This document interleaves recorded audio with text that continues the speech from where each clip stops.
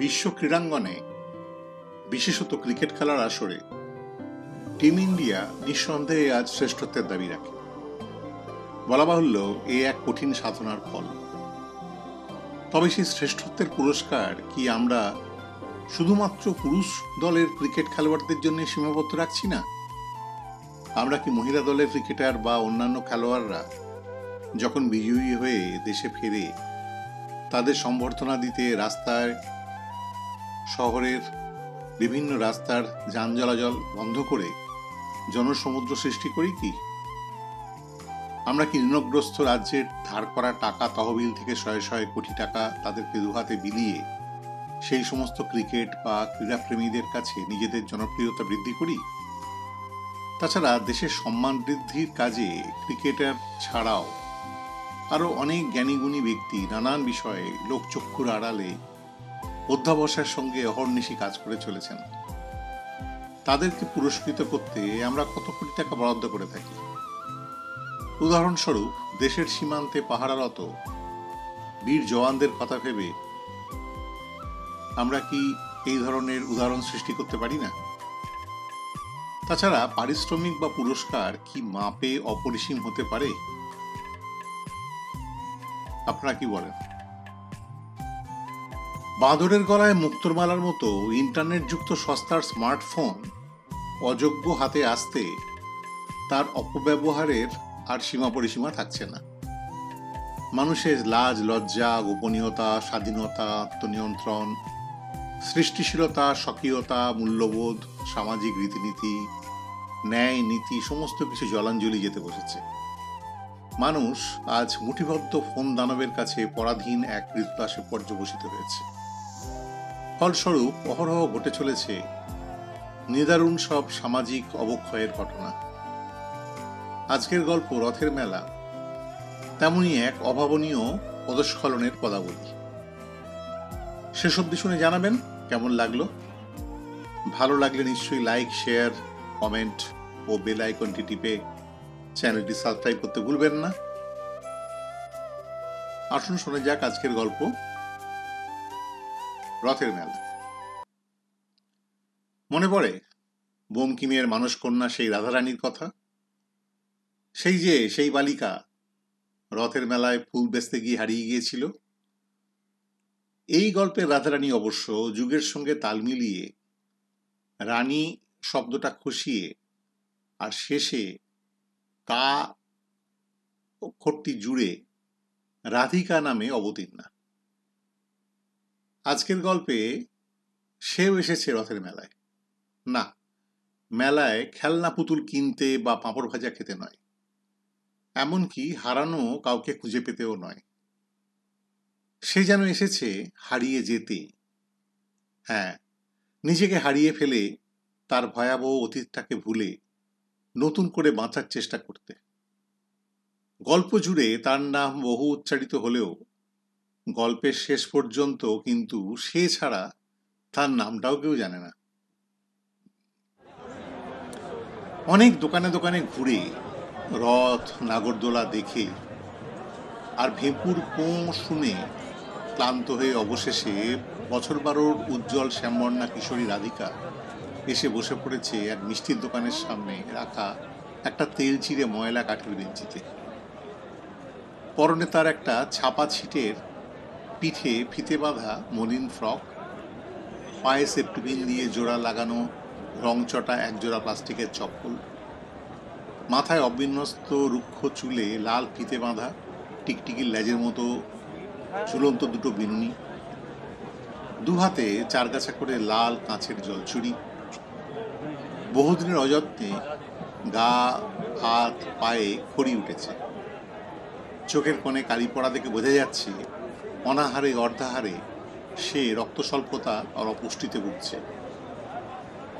চোখের ঘোলা চাহনিতে তার দুশ্চিন্তাগ্রস্ত অন্তরের অন্তঃস্থলের অব্যক্ত চাপা বেদনা, ব্যথা বেশ স্পষ্ট হয়ে উঠেছে।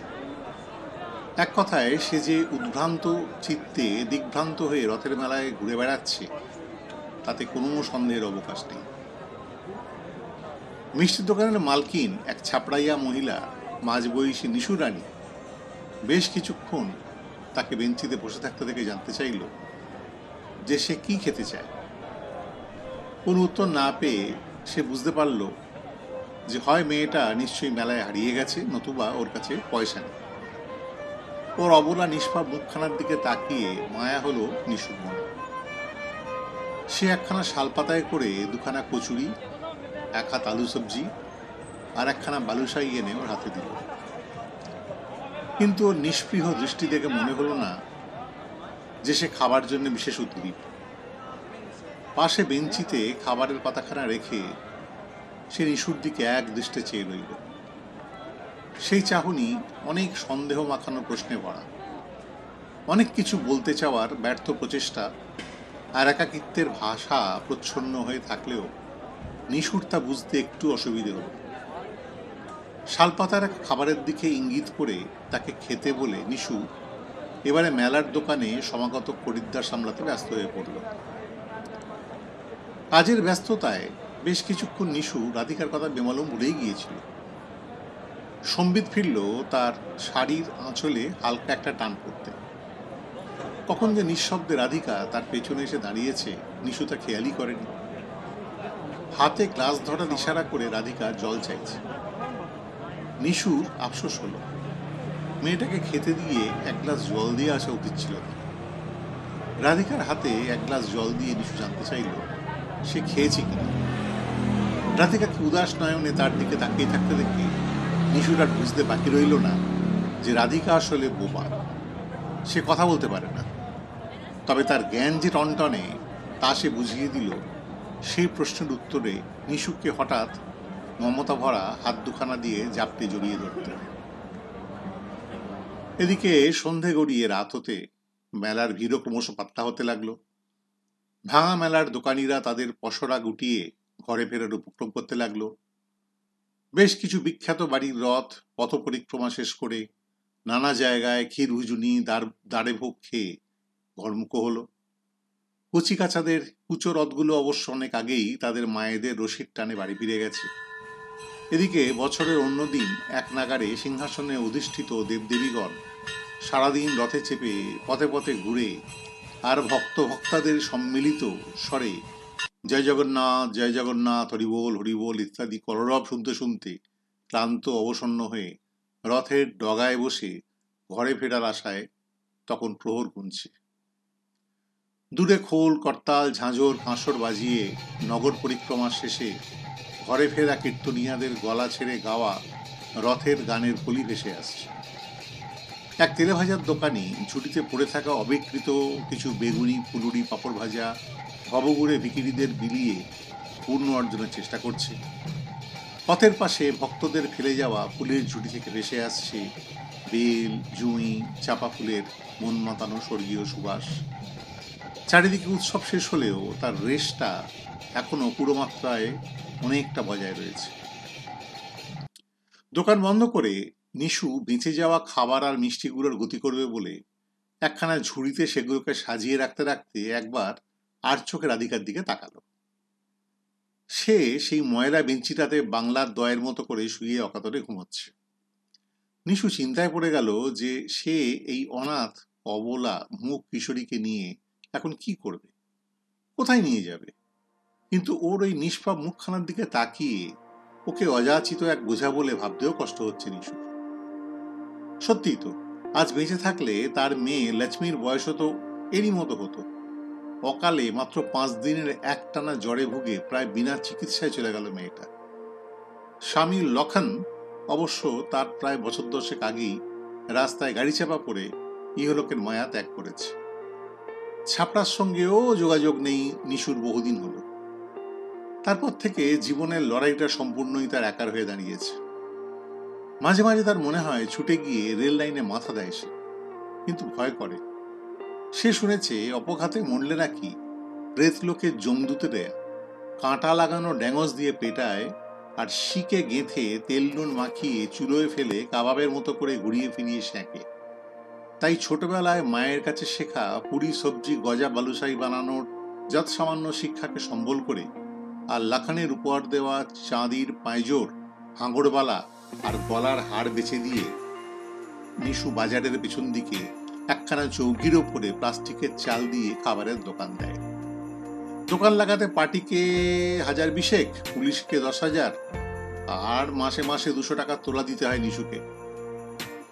বস্তির ঘরের ভাড়া 1000 টাকা দিয়ে বাকি টাকায় কোনো রকমে নিজের পেটটা চলে যায় তার। এক হাতে বেঁচে যাওয়া খাবারের ঝুড়ি আর এক হাতে রাধিকার হাত ধরে টানতে টানতে বাড়ির দিকে ক্লান্ত পা বাড়ায় নিশু। দেখে বাড়িওয়ালার ঘরে তখনও আলো জ্বলছে। মনে হয় এখনো সে জেগে আছে। একবার দরজায় কড়া নাড়তেই ফুটখাট শব্দ করে দরজা খুলে বেরিয়ে এলো বৃদ্ধ বাড়িওয়ালা নলিনী হালদার। এত রাতে নিশুকে দেখে সে যত না অবাক হলো, তার সঙ্গে আসা নবাগতা এক কিশোরীকে দেখে সে যৎপরনাস্তি অবাক নয়নে তাকিয়ে রইল। নিশু বাড়িওয়ালার হাতে খাবারের ঝুড়িখানা সাদরে সঁপে দিয়ে সামনের রোয়াকটাতে একখানা দীর্ঘ নিঃশ্বাস ফেলে বসে পড়ল। তারপর ধীরে ধীরে রাধিকার আগমনের কাহিনী সংক্ষেপে নলিনী হালদারকে সে জানালো। বাড়িওয়ালার অনুমতি ছাড়া নিশু তার ঘরে কোনো অতিথিকে রাখতে পারবে না, এই শর্ত। তাই তার অনুমতি নিয়ে সে রাধিকাকে নিজের ঘরে ঢুকে গেল। প্রথমে সে ভাবছিল যে এক রাতে কি বা সে রান্না বসাবে আর এত রাতে কি বা খাবে, কিন্তু রাধিকা ততক্ষণে ঘুমিয়ে কাঁদা। তাই নিশুও আলো নিভিয়ে তার পাশে শুয়ে ঘুমিয়ে পড়ল। প্রথম 2 দিন রাধিকা নিশুর সঙ্গে আঠার মতো লেগে থাকলো। সকালে উঠে চটপট চান করে নিয়ে ভাত ডাল আলু চোখা খেয়ে নিশুর সঙ্গে সেও দোকানে বেরিয়ে যায়। নিশু যা হুকুম করে সে পরম বাধ্যতার সঙ্গে পালন করে। যেখানে বসতে বলে সে বসে, যেখানে যা খেতে দেয় তাই সে খেয়ে নেয়। তার কোনো অভিযোগ তো দুরাস্ত, সাধারণত কোনো অনুভূতির বহিঃপ্রকাশই নেই। না সে হাসে, না সে কাঁদে, না সে খেতে চায়। সদাই সে শুধু ফ্যালফ্যাল করে এক অর্থহীন চাহনি নিয়ে চেয়ে থাকে। মনে হয় কাকে যেন সে খুঁজছে, কিন্তু কাকে যে সে খুঁজছে তা সে বলতে পারে না। সে না জানে তার নিজের বা তার পরিবারের পরিচয়, না চেনে তার বাড়ি, না জানে কি করে বা কার সঙ্গে সে এই রথের মেলায় এসেছিল। শুধু পুলিশের নাম করলেই সে নিশুর মুখটা তার ডান হাত দিয়ে চেপে ধরে। বোঝা যায় না যে কেন সে তার কথা পুলিশকে জানাতে মানা করে। একদিন রাতে দোকান থেকে ফিরে একটা অদ্ভুত দৃশ্য চোখে পড়তে চমকে উঠল নিশু। আলমারি থেকে বার করে লক্ষ্মীর একটা ফ্রক পরা মেয়ে পুতুলকে বুকে ধরে হাতের উপরে দুলিয়ে দুলিয়ে এক কোণে ফ্রকের ওপর থেকেই পুতুল মেয়েটাকে বুকে দুধ দিচ্ছে রাধিকা। চোখাচোখি হতেই চটজলদি সে পুতুলটাকে বুক থেকে নামিয়ে পাশে শুইয়ে তার গায়ে একটা কাপড় চাপা দিয়ে দিল। দ্বিগুণ অবাক করে যে দৃশ্য নিশুকে আরো অবাক করে দিল তা হলো রাধিকার ফ্রকের বুকের দুদিকটা ভিজে উঠেছে। রাধিকা অবশ্য তার ঢাকার চেষ্টা করল না। নিশু রাধিকাকে জড়িয়ে ধরে জানার চেষ্টা করলো বটে যে বাড়িতে তার কে কে আছে, কিন্তু রাধিকা সেই একই দৃষ্টিহীন অর্থহীন এক দৃষ্টি নিয়ে তার দিকে তাকিয়ে রইল। নিশু ব্যাপারটা অনুমান করতে পারলেও সঠিক সিদ্ধান্ত উপনীত হতে পারল না। রাতে রাধিকা ঘুমিয়ে পড়লে নিশু বিষয়টা বাড়িওয়ালা নলিনী হালদারকে জানালো। তার পরামর্শক্রমে পরের দিন সকালে কিংকর্তব্য বিমূঢ় হয়ে পড়া নিশু আর ঝুঁকি না নিয়ে নলিনী হালদারকে সঙ্গে করে নিয়ে পুলিশ থানায় গিয়ে হাজির হলো। বিষয়টা জানালে বড়বাবু যেন আকাশ থেকে পড়ল। সে অবাক হয়ে গেল যে এক অনাথ আশ্রম থেকে পালিয়ে আসা রাধিকাকে এই কদিন তারা হন্য হয়ে খুঁজে বেড়াচ্ছে, কিন্তু সে কি করে নিশুর বাড়িতে আস্তানা গেড়েছে। এই প্রথম নিশু জানতে পারল যে মেয়েটার নাম রাধিকা। এ কদিনে ঘটে যাওয়া সম্পূর্ণ ঘটনাবলী সবিস্তারে জানাবার পর বড়বাবু নিশুদের জানালো যে মেয়েটার বয়স মাত্র 12 হলে কি হয়, তার এই ছোট্ট জীবনের ইতিহাস বড়ই করুণ। মাত্র 5 বছর বয়সে সে তার বাবাকে হারায়। ওর মা রাধিকা আর তার 2 বছরের বড় এক দাদা কার্তিককে সঙ্গে করে গ্রামের এক দুঃসম্পর্কের মামাতো দাদার হাত ধরে শহরে আসে কাজের সন্ধানে। রেল লাইনের পাশের বস্তিতে ঘর ভাড়া করে বসবাস শুরু করে তারা। কিন্তু সেই মামাতো দাদা ওদের রেখে দিয়ে সেই যে পগার পার হয় আর কোনোদিন তার কোনো হদিশ ফেলেনি। ওর মা প্রথমে বাসন মাজার কাজ ধরে বটে, কিন্তু তাতে ওদের অভাব মেটে না। এদিকে ধীরে ধীরে শহরের জল পেটে পড়তে চোখ খুলে যায় ওর মায়ের।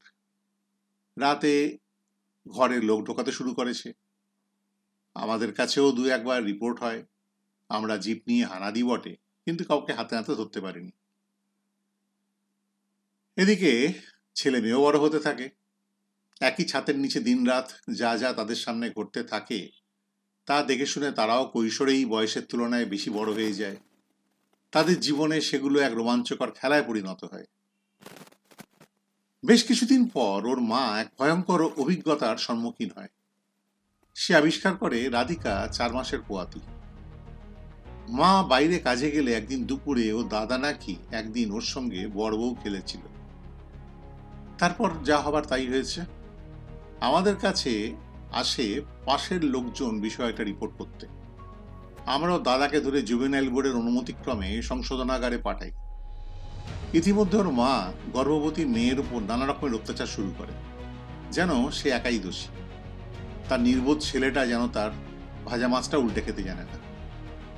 অভিযোগ সামনে এলে শিশু নিগ্রহের দোষে আমরা আদালতের আদেশক্রমে ওর মাকেও জেলে পাঠাই। শিশু কল্যাণ কমিশনের সুপারিশে রাধিকাকে পাঠাই এক হোমে। হোমের তরফে এক এনজিও অনেক চেষ্টা করে আদালতের আদেশক্রমে রাধিকার গর্ভপাত করাতে চেষ্টা করে বটে, কিন্তু ভ্রূণের বয়স তখন 24 সপ্তাহ পার হয়ে যেতে আদালত তাতে রাজি হয় না। আইনের কঠিন প্রাচীর ডিঙিয়ে রাধিকার মুক্তির পথ চিরতরে রুদ্ধ হয়ে যায়। সে নিজের অজান্তে তার শৈশব, তার কৈশোর এক অজানা ভবিষ্যতের হাতে সঁপে দেয়। অবশেষে গত 3 মাস আগে এই মুখ কিশোরী রাধিকা তার অনিচ্ছা সত্ত্বেও এক সুস্থ পুত্র সন্তানের জন্ম দেয়। সেই হোমেই ঠাঁই হয় তাদের। এনজিওর সহায়তায় কিছু আর্থিক সাহায্য করা হয় তাদের জন্য। হলে কি হয়, বুকের দুধ দেওয়া ছাড়া রাধিকা কিছুতেই তার বাচ্চাকে কোলে নিত না। শেষের দিকে বুকের দুধ দেওয়া বন্ধ করে দিয়েছিল সে। এর মধ্যে একদিন আমরা খবর পাই যে রাধিকা রথযাত্রার দিন দুপুরে খাওয়ার পর হোম ছেড়ে নাকি পালিয়েছে। অনেক খোঁজাখুঁজি করি, কিন্তু লাভ হয় না। যেহেতু সে মুখ, আমরা জানতাম যে সে তার নাম ধাম ইত্যাদি বলতে পারবে না, কিন্তু যদি নিজের থেকে কেউ এসে খবর দেয় তবেই তার খোঁজ পাওয়া যেতে পারে। এখন তাকে এখানে নিয়ে এলে আমরা তাকে হোমে ফিরিয়ে দেব। এক নাগারে কথাগুলো অনেকক্ষণ ধরে বলে বড়বাবু হাঁপাচ্ছিল। নিশু কিছু বোঝার আগেই চেয়ার ছেড়ে উঠে বড়বাবুর পায়ের কাছে বসে দুহাত জোর করে কাকুতি মিনতি করতে লাগলো যে তার নিজের রাধিকার বয়সী এক মেয়ের অকাল মৃত্যু হলে সে চায় রাধিকাকে তার নিজের মেয়ের মতন করে পালন করতে, লেখাপড়া শিখিয়ে বড় করতে। তার শিশু সন্তানকে পালন করতেও তার কোনো আপত্তি নেই। সে তার নাম দিতে চায় জগন্নাথ। জীবনে হারানো ধন খুঁজে পাওয়ার এমন সুযোগ হয়তো আর দ্বিতীয়বার আসবে না। বড়বাবু যেন এ ব্যাপারে তাকে যথাসম্ভব আইনি সাহায্য করে। সে কথা দিচ্ছে সে সেই শিশুকে জগতের নাথ করে রাখবে। কারাগারে বন্দী রাধিকার মা আর সংশোধনাগারে তার বন্দী দাদা, নিশুর ঘরে বন্দী রাধিকা আর হোমে বন্দী তার ছোট্ট জগন্নাথের অজান্তে সেবারে রথযাত্রা নিশুর নিঃস্বার্থ মাহাত্ম্যে নিঃসন্দেহে এক নতুন মাত্রা পেল। রথের মেলায় আসাটা রাধিকার সত্যি সার্থক হল। বড়বাবু একটা সিগারেট ধরিয়ে উঠে দাঁড়িয়ে বলল, দেখি কি করা যায়। আইনের বেড়াজাল তো বিস্তর, কিন্তু উদ্দেশ্য নিঃসন্দেহে মহৎ। তবে হ্যাঁ, চেষ্টা করে দেখা যেতেই পারে। জয় জগন্নাথ বলে নিশু ছুটল বাড়ির উদ্দেশ্যে। রাধিকাটা যে সকাল থেকে কিছু না খেয়ে আছে।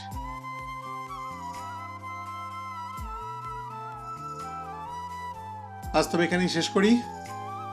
সবাই ভালো থাকবেন, সাবধানে থাকবেন, আর হ্যাঁ, গল্পের বিষয়টা নিয়ে পারলে একটু ভাববেন, আর আপনার ভাবনা আমাকেও জানাবেন। আজ তবে বিদায় নিলাম। আবার কোনো এক সাপ্তাহিক আসরে দেখা হবে এই নিছক গল্প চ্যানেলটিতে। ইউ আর নট অ্যালোন, বা আপনি একা নন। এটি হলো আপনার মনের কথা বলা ও বলানোর একটি প্রচেষ্টা। সত্যিই তো আপনি একা নন। আমরা সবাই আছি আপনার সঙ্গে, আপনার কথা শুনতে, আপনার সঙ্গে কথা বলতে।